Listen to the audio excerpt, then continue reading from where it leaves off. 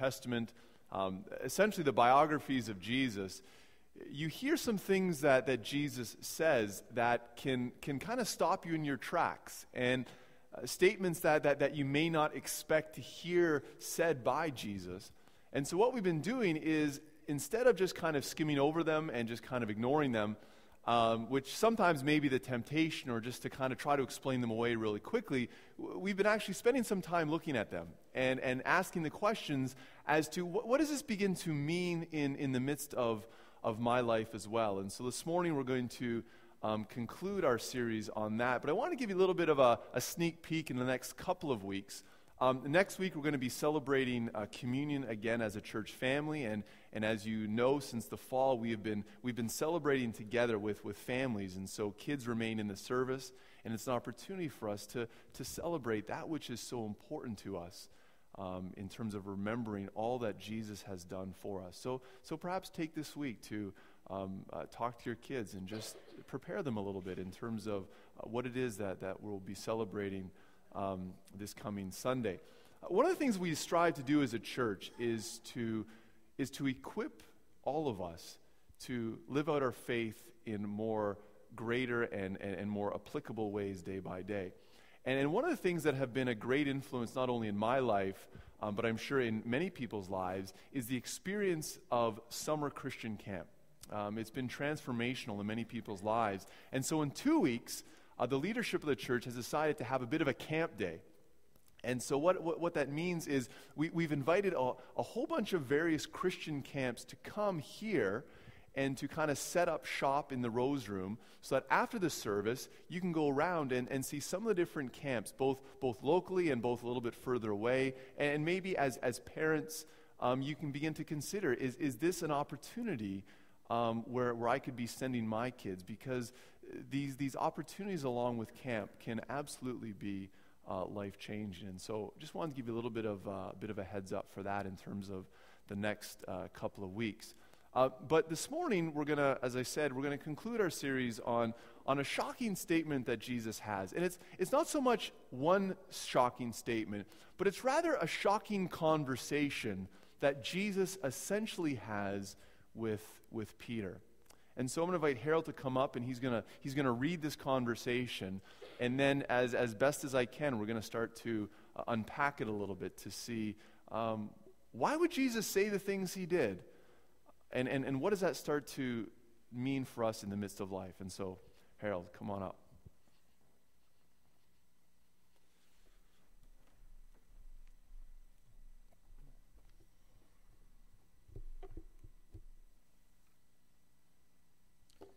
This morning's scripture reading is taken from the Gospel according to St. Matthew, chapter 16, reading verses 13 through to 23. Hear the word of God. When Jesus came to the region of Caesarea Philippi, he asked his disciples, "Who do people say the Son of Man is?" They replied, "Some say John the Baptist, others say Elijah, and still others Jeremiah or one of the prophets." "But what about you?" he asked. "Who do you say I am?" Simon Peter answered, "You are the Christ, the Son of the living God." Jesus replied, "Blessed are you, Simon, son of Jonah, for this was not revealed to you by man, but by my Father in heaven. And I tell you that you are Peter, and on this rock I will build my church, and the gates of Hades will not overcome it. I will give you the keys of the kingdom of heaven. Whatever you bind on earth will be bound in heaven, and whatever you loose on earth will be loosed in heaven." Then he warned his disciples not to tell anyone that he was the Christ. From that time on, Jesus began to explain to his disciples that he must go to Jerusalem and suffer many things at the hands of the elders, chief priests, and teachers of the law, and that he must be killed, and on the third day rise to life. Peter took him aside and began to rebuke him. "Never, Lord," he said. "This shall never happen to you." Jesus turned and said to Peter, "Get behind me, Satan. You are a stumbling block to me. You do not have in mind the things of God, but the things of men." Thanks be to God for this, his holy word.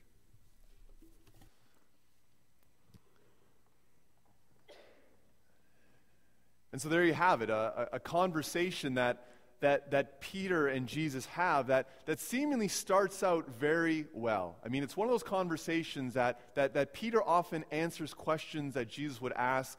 And if you read through the Gospels, you see that Peter doesn't always get it right. But in this situation, Peter gets it 100% correct. Because Jesus is essentially with his disciples, and one day he turns to them and says, what's the word on the street? Who are people saying that I am? And the responses come back very favorably. You know, some say, well, some think you're maybe John the Baptist, and others maybe think you're Elijah, or just kind of pick the great prophets in the Bible, and that's what people are referring to you as. And then Jesus says, okay, well, you guys have been with me more than anyone else. You have heard me teach. You have seen me perform miracles. You have seen the way in which I live. Who do you say that I am? And Peter kind of rises to the top of the class. As Peter responds, you are the Christ, the Messiah. Essentially, in that language, Peter is saying, you are the anointed one. You are the one that we have been waiting for a very long time. You're not simply one of the prophets. You're the one that all the prophets have been talking about. You are the one that is going to bring hope to this nation of Israel. You are the Son of God. And in many ways, this would have been a high point for Peter, because they had finally figured it out. They had finally realized that Jesus was God. That Jesus was the Messiah. He was the one who was going to redeem all of Israel. And it's almost as if Jesus gives Peter a great kind of attaboy. And it's like, listen, Peter, you're going to be one of the foundations upon which we build this church. You're going to be one of the leaders. Everything seems to be going perfectly. I couldn't imagine Peter being in a better place and thinking, finally I didn't put my foot in my mouth. Finally I said something that Jesus, I was right on. This is fantastic. And then you fast forward just a couple of sentences. And now Jesus is calling Peter Satan. Like, you got to pause for a moment and think, okay, I wonder what would have been going through Peter's mind. It goes from, you got it right, you knocked it out of the park, I'm going to build my church upon you, Peter, you are a rock, to get behind me, Satan. Like, I don't know if the nursery rhyme was out there then, but I wonder if Peter was thinking, okay, you know, sticks and stones may break my bones, but names will never hurt me, right? Which we all know is just not true at all. Imagine how devastating that would have been. Imagine just how hurtful that would have been. Imagine how confusing and how shocking it would have been to have Jesus to say something like that to Peter. I mean, couldn't Jesus have just kind of taken him aside and say, okay, listen, you know what? We need to talk about this. And you maybe misunderstood a little bit. Jesus calls him out in front of all the other disciples. Everyone else would have heard. And so clearly, Peter had done something. Peter had said something. He had stepped in it big time, and Jesus was wanting to set the record straight right then and there. And so what was it? In between these two conversations, when Jesus is first commending Peter and then to this place where Jesus is rebuking him, Jesus has a bit of a teaching moment. Because Peter has just declared Jesus as the Messiah, as the hope, as the Savior of the world. And then what Jesus does is, for the very first time, he begins to unpack what that is going to look like. He begins to tell them, you are correct in knowing that I am the Messiah, and this is what's going to happen. I am going to be handed over to the chief priests, to the leaders, to the people who despise me. I am going to suffer at their hands, and I'm going to die. Let me ask you a question. How many of you here suffer from the condition, I think it's a medical condition, I can't confirm it, but I think it is. How many of you suffer from the condition of what would be referred to, I think the technical term is selective hearing? And oh, you're actually pretty honest. Wow. I was actually going to rephrase it and say, how many of you are here today with someone who suffers from selective hearing? Are more hands going up? Yeah, no kidding. There's a true honesty. Right, there's certain things, I don't know what it is. I'm pretty sure I've been told, it's been wired into me as well, that we hear certain things and not others. I see it with my kids all the time. I mean, they can be standing in front of me. They can be looking me in the eyes, and I will tell them numerous times, it is time to go to bed, brush your teeth, put on your pajamas, and it's like my words just wash over them and bounce off the wall and smack me back in the head. I'm like, how do you not get it? Yet, if my kids are downstairs with the TV on, I'm upstairs with the radio on the other side of the house, and I whisper to Rebecca in the quietest voice, hey, do you want to order pizza tonight? Whoa!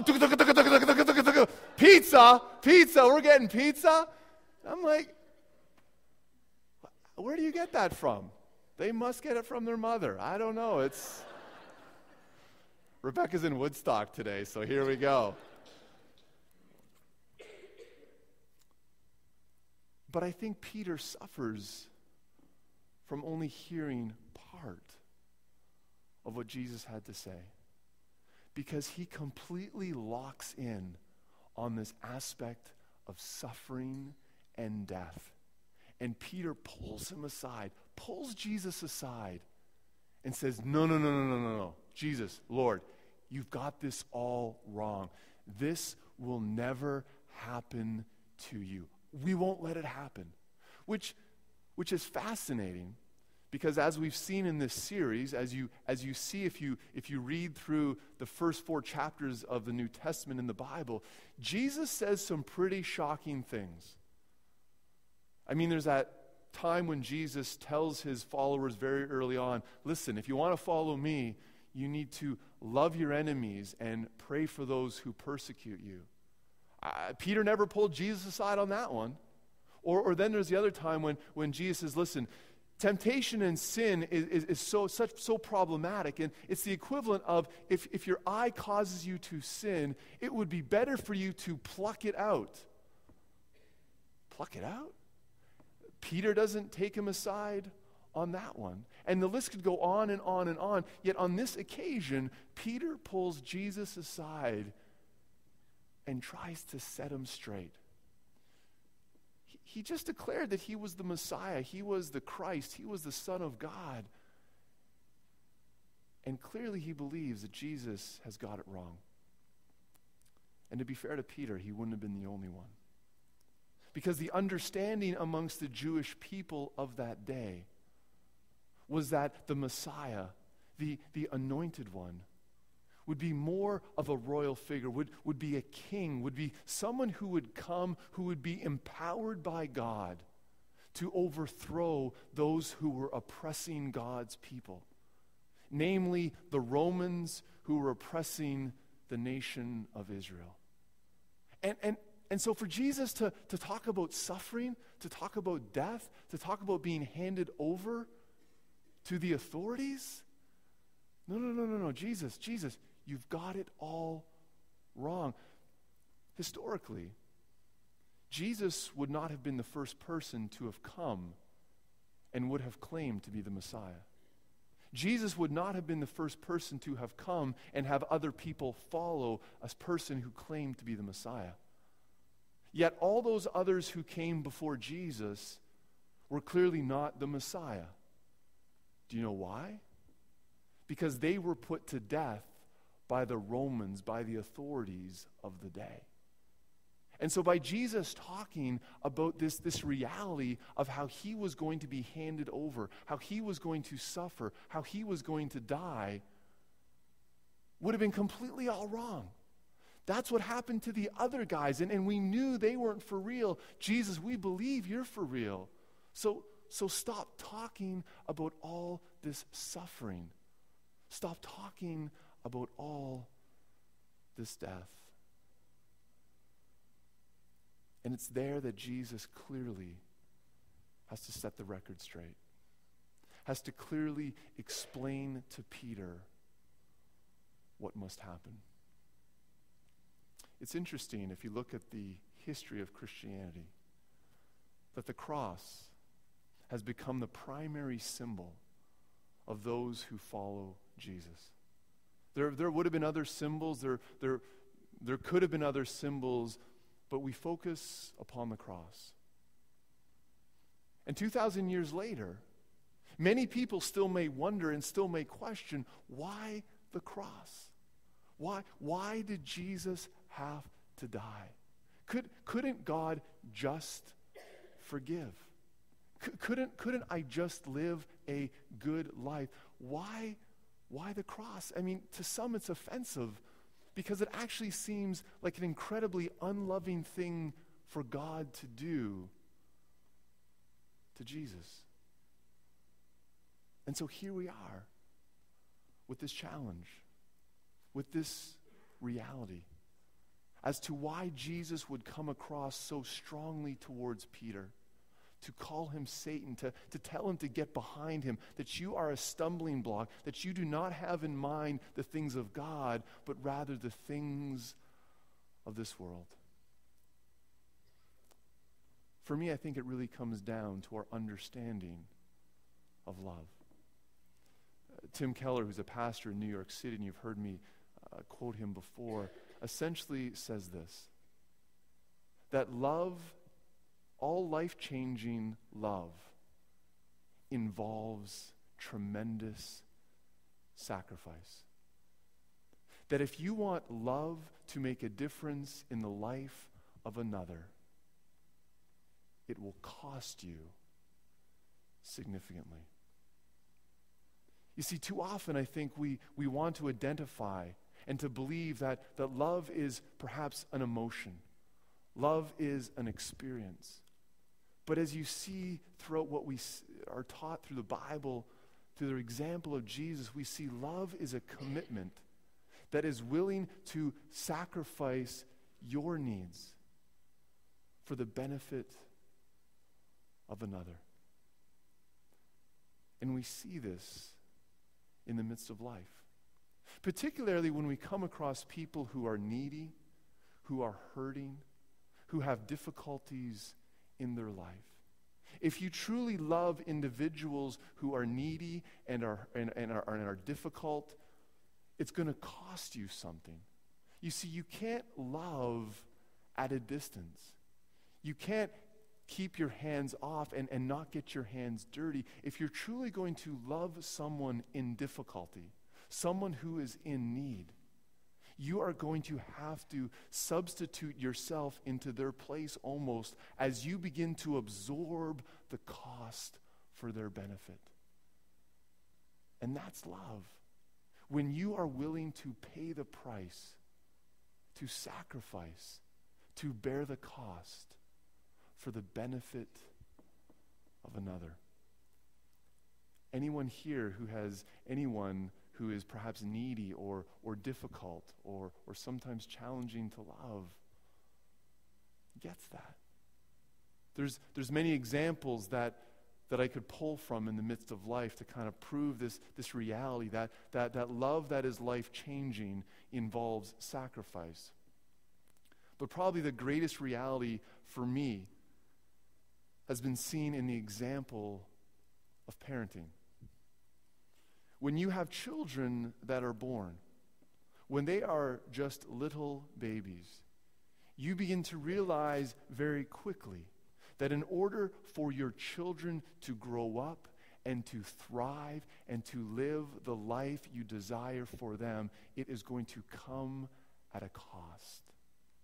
A cost of time, a cost of money, a cost of sleep, a cost of doing things that you would not want to do in any other situation in life. a cost of actually putting aside your power and your abilities to meet them where they are needing you most. I mean, for the first number of years, as our kids have been growing up, I can almost recite Dr. Seuss word by word. Do you think I want to read Dr. Seuss on my own time? No. But I do it out of love. And what you see as a parent is that you are able to see the greater picture. You are able to step back and to realize that if you do not absorb the cost and the sacrifice for your children, they most certainly will. And it'll be in a tragic way. Because unfortunately, we see it at times in our society when parents refuse, for whatever reason, to pay the price, to make the sacrifice for the benefit of their kids.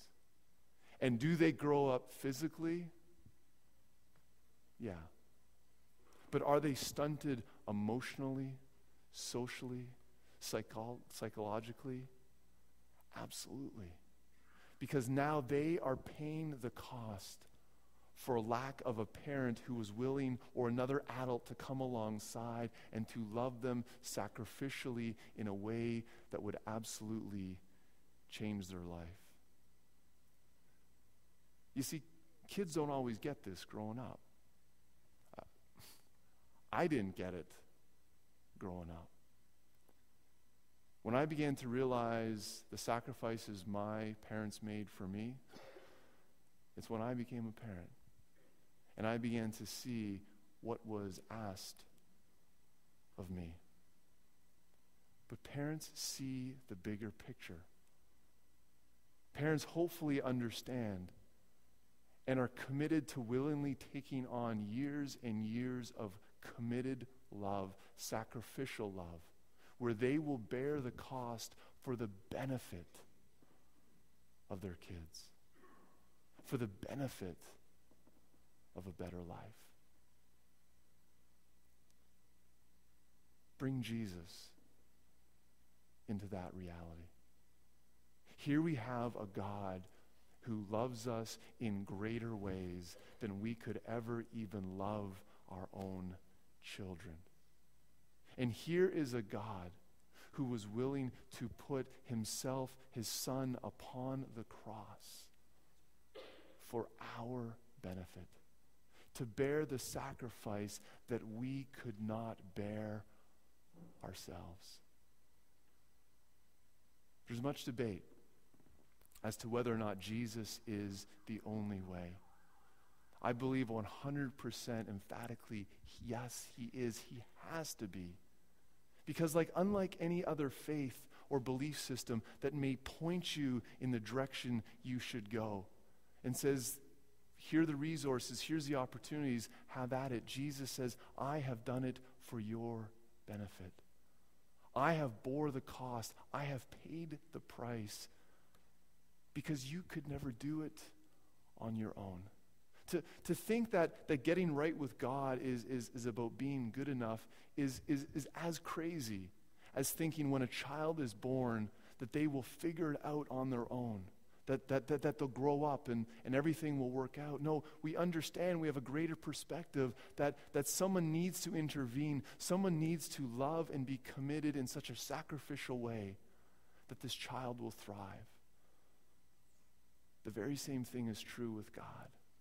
He sees the greater picture. He understands the sacrifice that was necessary in order for us to thrive. And so why did Jesus come so strongly on Peter? Because Peter was failing to see the bigger picture. Peter wanted Jesus to use his power and authority to benefit himself, but Jesus understood, I need to lay this aside for the benefit of others. I think Jesus' statement to Peter actually takes us all the way back to the very beginning of Matthew, in Matthew chapter 4, and we don't have time to go into great detail there, and so maybe this week you want to read through it But a quick recap is this is at the very beginning of Jesus' ministry, when Jesus was led into the wilderness, into the desert, for a period of 40 days. And at the end of this period of 40 days of fasting and of praying, Jesus has a confrontation with Satan, where he is tempted 3 times. And all of the temptations deal with this very view of power, where Satan essentially says, if you are the Son of God, if you are the Messiah, if you are the one that you claim that you are, then prove it. Then make yourself great. Use your power, use your authority, and then people will worship you. And it's as if Jesus says, you don't have a clue. I am choosing to lay my power and authority aside so that I will make the loving sacrifice for the benefit of others. Peter didn't get the big picture. He heard the fact that Jesus would suffer and die, but he missed the I will be raised to life on the 3rd day. You see, that's the full story. That's the reality. That because we look at the cross, it is good news, but it is also shocking at the same time to think of the greatness of God's love for us. If we truly love someone, if we truly love our kids, we will willingly lay aside our rights, our power, so that we can properly love them in the way that is needed most. In the very same way, that's what Jesus has done for us, to show the greatness of his love. I wanted to end our series on this statement, as shocking as it is, because if we fail to grasp the greatness of God's love for us, it will seem too overwhelming in terms of what he asks us to do. You see, living life with God is not about living in such a way, about just being good enough so that then you earn God's favor. It can't be done. But rather, all of life is lived in a response to the love that Jesus has given to us. It's a sense of trust. It's a sense of willingness to follow him, even when he says things that may not make sense. Even when he says things that we balk at and think, Jesus, how could I possibly love my enemy? How could I possibly pray for people who persecute me?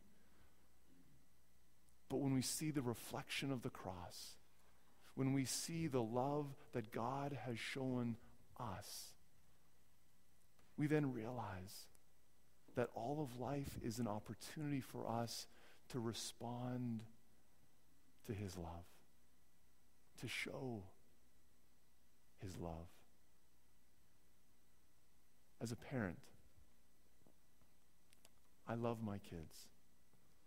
I will do anything for my kids. But I don't sit there with a notepad writing down every good deed that I've done for them and then sit back and wait for them to pay back every good deed to me. What I want from them is hopefully because of my love to love others in a similar way. And as I think about the love of God, I realize my love for my kids pales in comparison to God's love for me.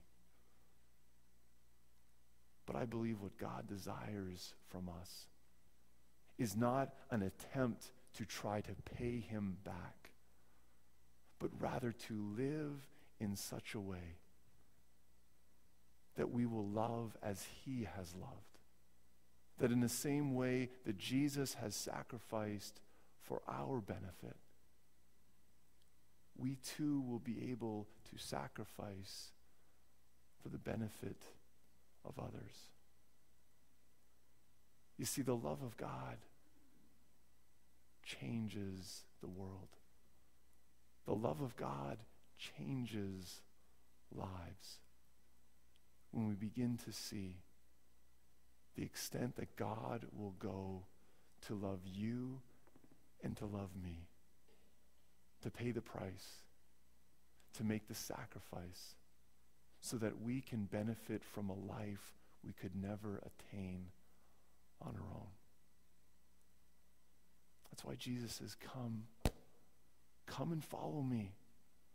Come and live life with me, and you will truly begin to live this abundant life. And that's why I believe the cross is the symbol that we turn to, as it speaks not only to the reality of God's love, but it speaks to the greater story. It speaks to the hope that we have in the midst of life and in the midst of death. And so what does God desire from you and from me? Is that we, as we experience this love of Christ, that we will live all of life with him. Please stand as we sing together.